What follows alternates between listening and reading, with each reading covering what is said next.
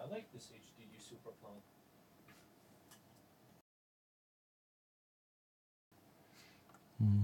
There's a shit ton of options. Actually tells you right away if there's a bad sector on the drives.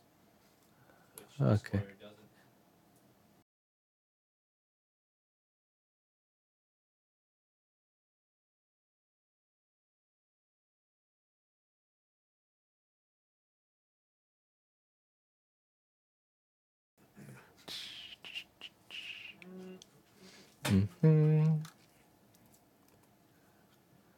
And where's my other window? Oh, already always on top. Not you. Schematic.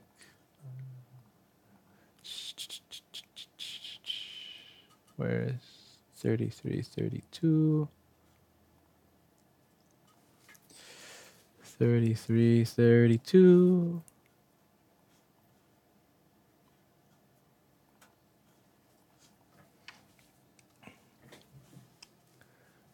All right, looks like we're live, and this is another board from same place as last one. So let's see if this is going to be just as fun. So first thing I'm going to do, plug it in, plug in a fan, and see if it's turning on.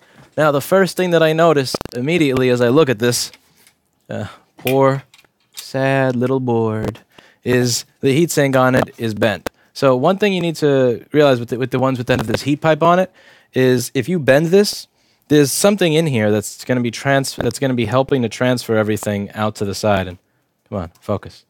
You can do it. There we go. So if this gets bent, this is going to stop transferring heat out here. It's going to get stuck all in here, and it's not going to work properly. So I'm not sure if you could tell, but this is very, very bent, very badly bent. Luckily it's bent in the up direction, so at the very least the CPU is not crushed. But at the very least, the heatsink's going to have to be replaced here. And you can see that there are marks on it where it was bent. Like this right over here is a stress mark, and that's just really, really, really lame. So we're going to start off by plugging in a fan and plugging it in and seeing if it turns on. So this was said to be no power, so I'm going to just plug in that little fan, plug in my MagSafe, turn on my power supply, and see what it does. So, looks like it's completely dead at the moment. Drawing 0, 0, 0. Let's see. Interesting.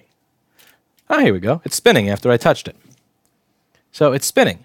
Now, one thing that's interesting is that it's drawing... Let's see, is it possible to see the power supply? Oh no, that looks like you're on ecstasy or something. Well, at 18 volts, it's drawing 0.1 amps. 0.1 amps is way too low for a quad-core CPU and a dedicated graphics chip. So if it's drawing 0.1 amps, that most likely means that it is turning on, but the rails for anything important are not turning on, like GPU, CPU, any of that stuff. So let's see if we can kind of try and figure out why it is we don't have a CPU or a GPU turning on, because that is the first thing that I'd expect. Let's also confirm that I'm right, because it would suck to chase this theory if I'm wrong and waste a lot of time on it. So we're going to check some of the capacitors right by the CPU over here and see what voltage we're getting on that section. Maybe I'm wrong. Hopefully I'm wrong. So according to our schematic and board view, PPV core SO CPU can be found right here. So take our multimeter, take the black probe on ground, red probe over here, and it looks like we're getting 0.9 millivolts. That is millivolts. That's my poor cropping, which is why you can't see that. I should fix that later. But if I were to change the scale of the meter or the range of the meter, you can see that in standard volts I'm getting 0.00. 0.00, which is no good.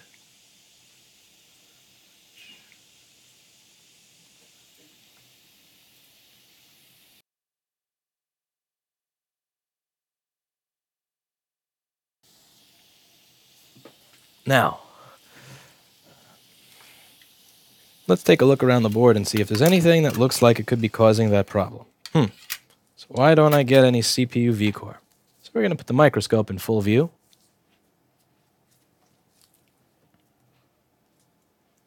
Microscope is in full view.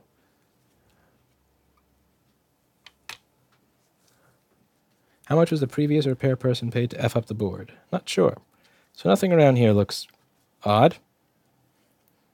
We have the standard brittle solder joints that the 820-3332 is known for over here on the graphics buck controller, which I'm guessing was the original problem. But we have a different problem here because the CPU is not even turning on as indicated by the very, very low amperage reading and also the 0 voltage reading. So as we continue to scroll around the board, there's a little bit of blue on that, but I don't think there's any problem. Oh, what's this? Flux. Huh. I wonder if something used to belong there. I wonder if that's used for something. Let's see. Maybe that's used for something. Maybe we shouldn't take the CPU V-core regulator off the board and expect that to turn on. But what is that? I've never actually seen that shit before, so I could be wrong. I'm just going to guess by the fact that there's no CPU V-core that has to do with CPU V-core. And apparently that has something to do with CPU V-core. That's U7541. You go to U7541. And U7541 is one of the transistors that's going to be used to turn. Let's see. This is going to regulate Q7530 and Q7535, turning 12 volts into 1 volt or so for the CPU V-core over here. And it's just missing. Sup, bro? Why are you not there? Why are you not there? So, first thing I would do is put back that piece, since that is there for something. I've got the microphone in my lap until the microphone transmitter sitting on my chair until I get the new plug and everything. I just bought a new one, so hopefully that arrives soon.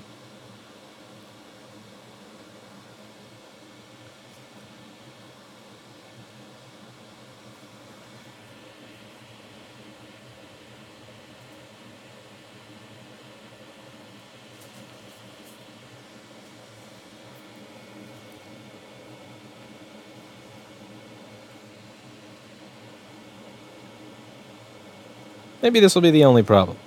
Maybe I'll be really lucky and that'll be the only problem.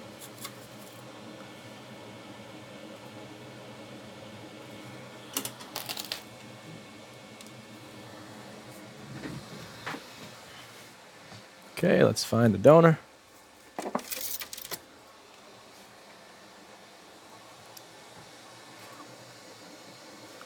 Let's find the donor that doesn't look like garbage, even though this...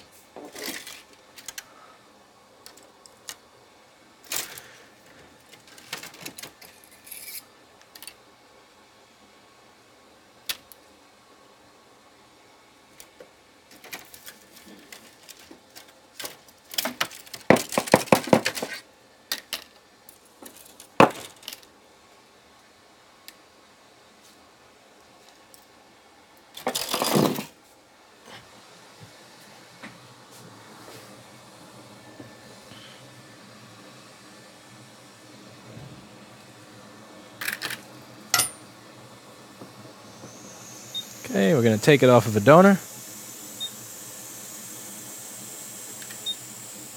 I got a post-test card. I have no idea. I don't even know what a post-test card is, honestly. Postcode 15. Don't know what that is, sorry. No idea. No clue.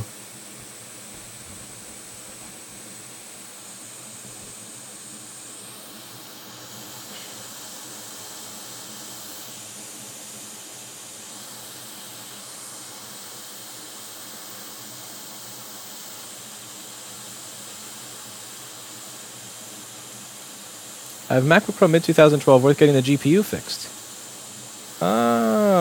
If it's the GPU, no, not worth it. If it's the standard U8900 issue, maybe worth it. You have MacBooks for sale at the moment? No, we don't.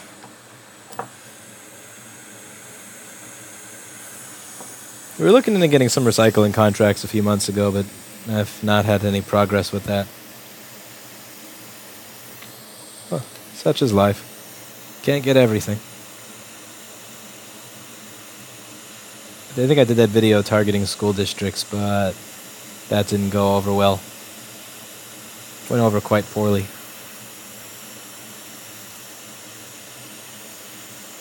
Alright, so we got that nice and pressed on there. Just going to get rid of the excess. Someone asks, why would you buy a MacBook after watching these videos? Well, that's a question that I would ask as well.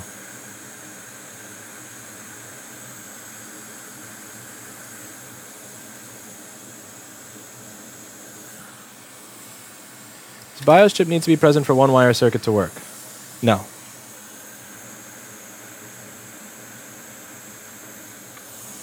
Do keep in mind, if you don't have the original BIOS chip, you can't just swap any old BIOS chip on there if it's a Core i5 or i7, because the ME region won't be proper. Alright, so we're going to plug this in and see if it's going to turn on or do anything.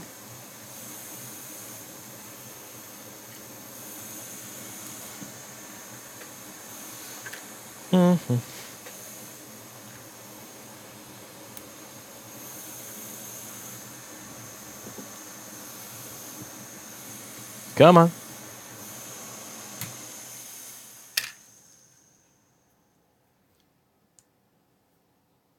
Thanks for the videos. They are entertaining. They also help me appreciate how time-consuming this is. Thank you, Leandro. My apologies in advance for mispronouncing your name. So it looks like we're still getting 0.13 amps, even though it is turning on. But we're not getting anything. We're most likely not getting anything from CPU vCore.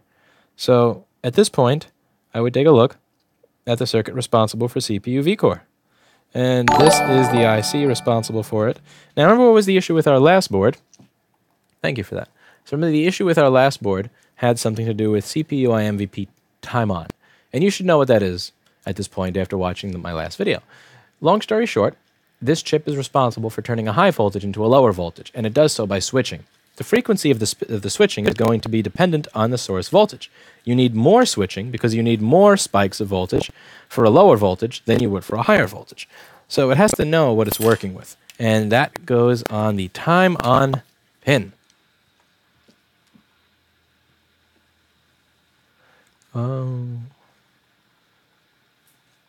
Which is over here at pin 1 and also at pin 48. So we have R7402 and R7403. Now those are supposed to be 182 kiloohms both, respectively, and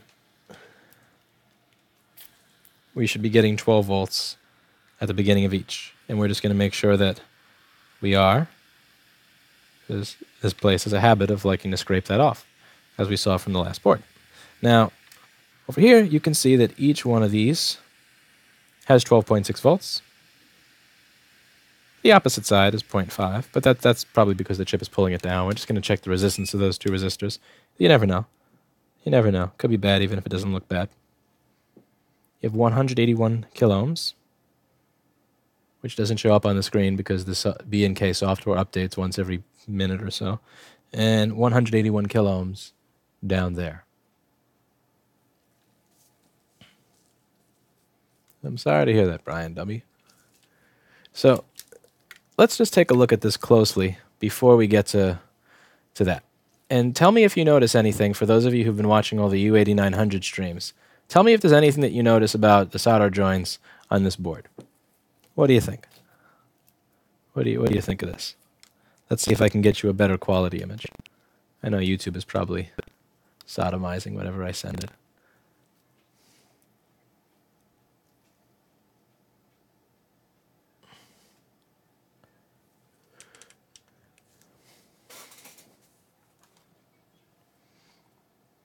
Those are some pretty awful joints, I'd say. Gross. So the first thing I would do is just fix what looks obviously bad before getting to, before doing anything with any more measuring or anything like that. Because this may be a problem that just kind of fixes itself once the board doesn't have these garbage joints anymore. Steve, read the...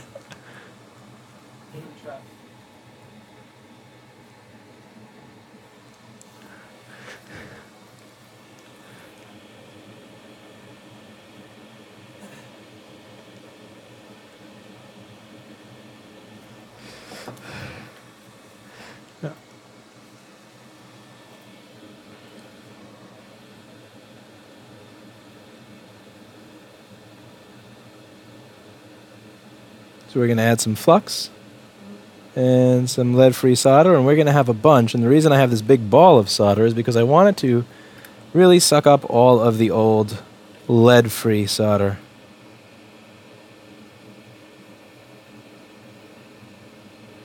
May have to change irons to get around that capacitor. Yeah, I'm going to have to use the micro pencil to get around that capacitor on the bottom. Thank you, Paul. How's the sandwich? I love this. Whatever sauce they use, the spicy sauce is amazing. That's what makes it. Yeah.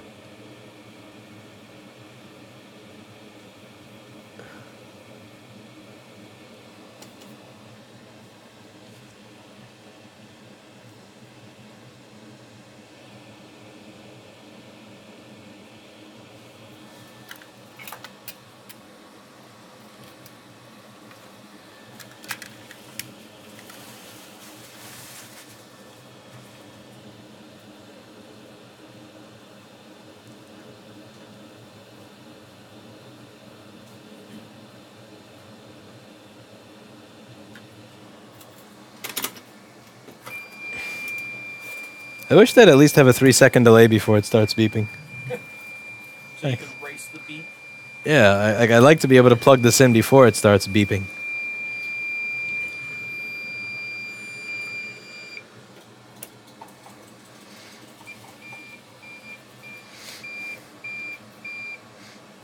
Jason says, can you fix my MacBook Pro for free? You will be featured on my blog and gain visibility. Nice try.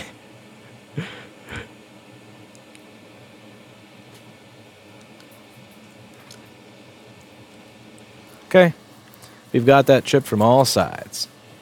What is this fluid used for soldering? That is Amtech NC559 V2TF Flux, available on store.rossmangroup.com. Free shipping over $30 within the continental United States only. While supplies last, limited offer. Okay, so this is all set. Now the next thing I do is see if the chip is actually getting its enable signal as well. Before turning it on, might as well know where that is. So, EN. EN is typically going to stand for enable, and that's on pin 47. CPU IMVP VR on. So that's pin 47. 47 is going to be down here. So that's a point of interest to measure in a moment while I turn the machine on.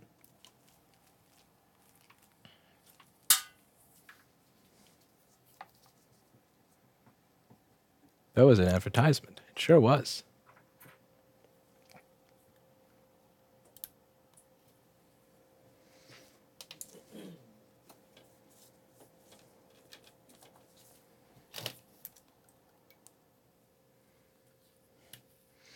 My charging cable is so filled with ash that half the time I can't turn the board on. How much carbon and burn stuff do you have on your MagSafes, Paul? I clean them constantly.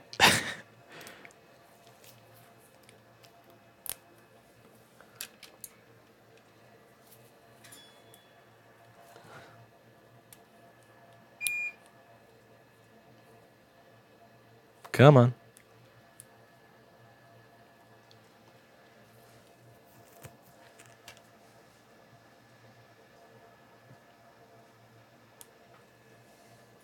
Okay, it looks like we're still getting 0.13 volts, so something else is still screwed up with this board. So let's see what we're getting on pin 47.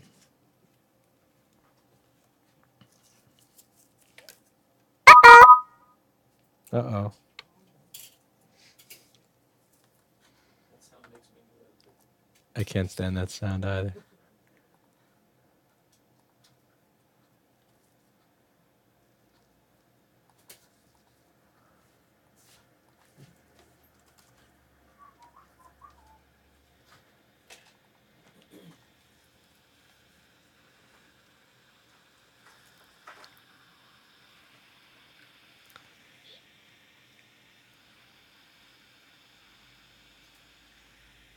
So it looks like we are getting the 3.3 volts required for this to enable CPU vCore, but it's not enabling CPU vCore.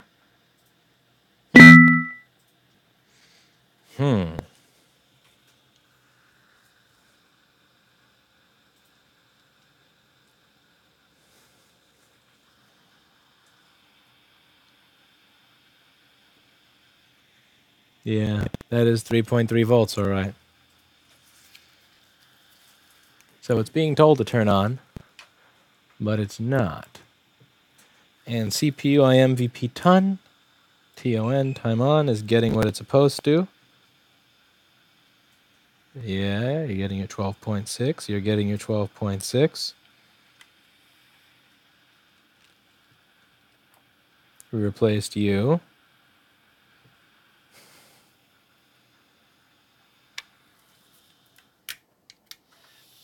And let's just double check, not just go by the amperage reading, to confirm that there is no CPU vCore now.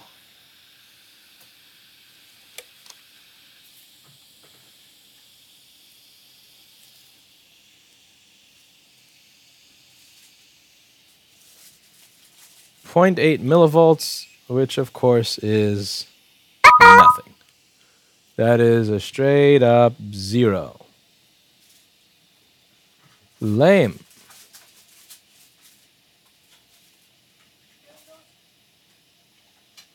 You're beating me. I'm beating you to them. Here.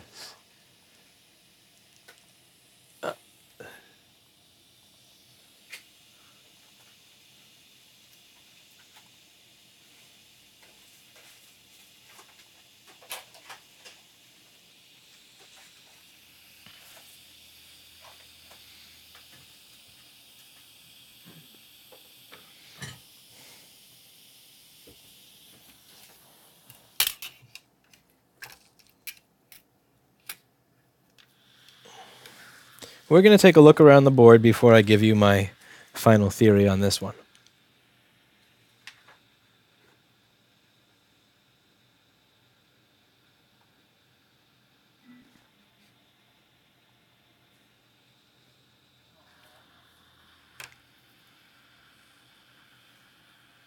So that chip was removed for some silly reason.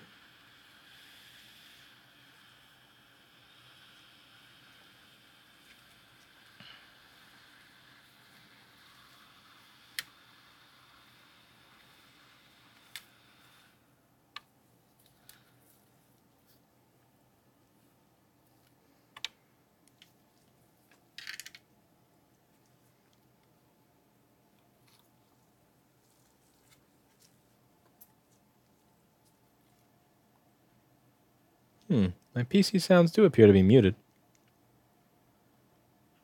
Not sure what you mean.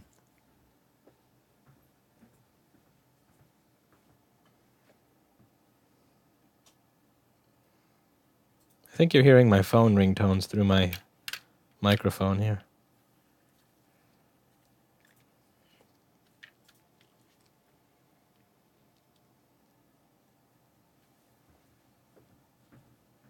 This IC never dies. I've yet to have one actually go in years, so it's not worth screwing with.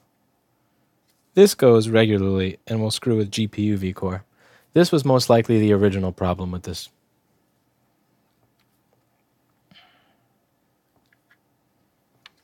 Right, so let's go over how CPU vCore is going to be negotiated in the schematic.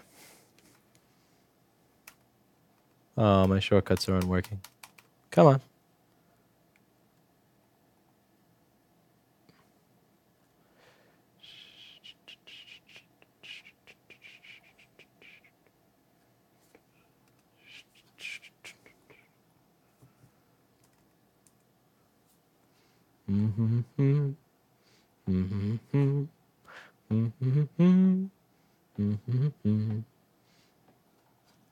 So, once CPU IMVP VR on comes in, this chip is then going to communicate to figure out what vCore to set. Do keep in mind that CPU vCore is constantly changing.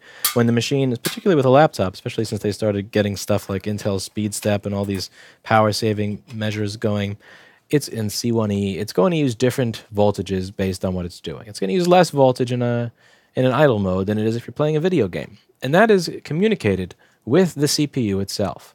So there are going to be lines that go to the CPU from this IC where it communicates what it wants. One of those is CPU vids out, which as you can see is a bidirectional data line. So CPU vids out, bidirectional data line. And that is going to go straight to U1000 Ivy Bridge, which is the CPU. That's going to go between It's going to go through R1312, and it's pulled up by R1302. So I'm going to check excuse me. I'm going to check R1302 and R1312. If those are okay, then my only assumption from this point can be that the CPU is dead and therefore not communicating what vCore it wants. Now you may say, well, why am I assuming the CPU is dead when there's no corrosion? Well, if you look at the board and you look at the bends in the heatsink over here, where you can see that somebody was trying to rip this thing out, clearly putting pressure on it. Excuse me, sorry. When you can see that all this pressure was put on the CPU, it doesn't take a rocket scientist to imagine that the CPU was destroyed from the excess pressure. And these boards are particularly sensitive to being flexed, and they're also very, as you can see from all those bad solder joints, they're very sensitive to that. And these CPUs in particular are very sensitive to being, stabbed at with excess pressure. I know because I've hired people that have destroyed that, which required me to spend $500 or $700 replacing these boards back when they were very, very expensive. So I know how much pressure that CPU can take, and I know when I see something that looks like this coming from another store that most likely they killed their customer CPU. But we're not going to entertain that just yet because it would be nice to be able to collect some money off of somebody else's idiocy if possible. And by somebody else's, I mean the store that did this. So let's just take a look through and see if these resistors are present.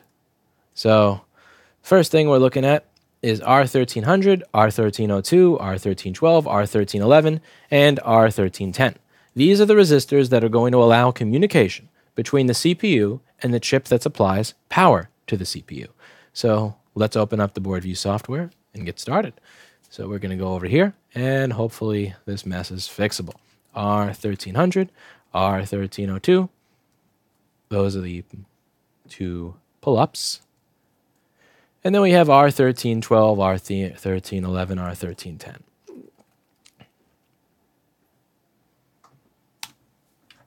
Okay, so those are going to be right down here underneath that chip. And yeah, so they're all in a line over here, R13. Let's see, we have R1310, R1300, R1312, R1302, R1312, all that stuff is right over here. So which one is missing? I have R1310, 11, 2. So R1311 is the only one I can't find here. Man, we'll find that one later.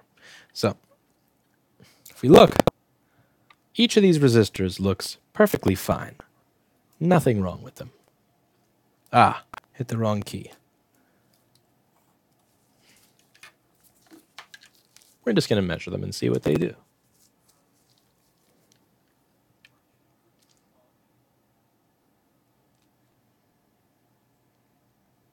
.9 ohms. And it looks like on the schematic, R1310 is supposed to be 43 ohms. Close enough. R1300, 75 ohms. R1302.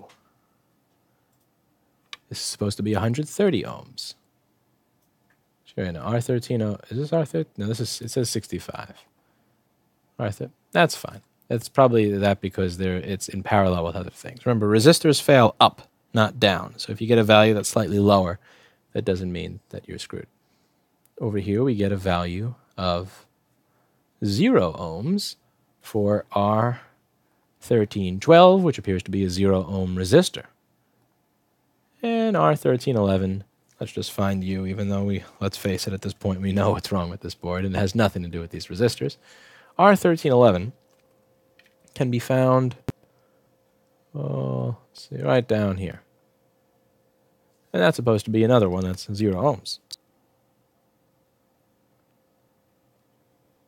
And it's 0.4 ohms. I mean, it says, oh well, I'll hold it until the stupid software registers it. There we go, 0.3. So, this motherboard belongs in the trash, as does the license for the store that worked on it. Unfortunately, unlike the other board that we saved from the hands of the butcher, this one was just butchered a little bit too much. I'm sorry, little motherboard. I'm sorry. I'm so sorry. I wish we could have seen you first. We could have saved you. Poor little motherboard. Rest in pieces. Say a little prayer for this 820-3332. All you needed was U8900 to be reflowed. That's all you needed. You just needed a little bit of solder, a little flux put around U8900, and you would have been a beautiful working little board again. Makes me sad. They killed the U8900. Oh, they killed the whole CPU V core. Look at this heatsink. You can't make that shit up.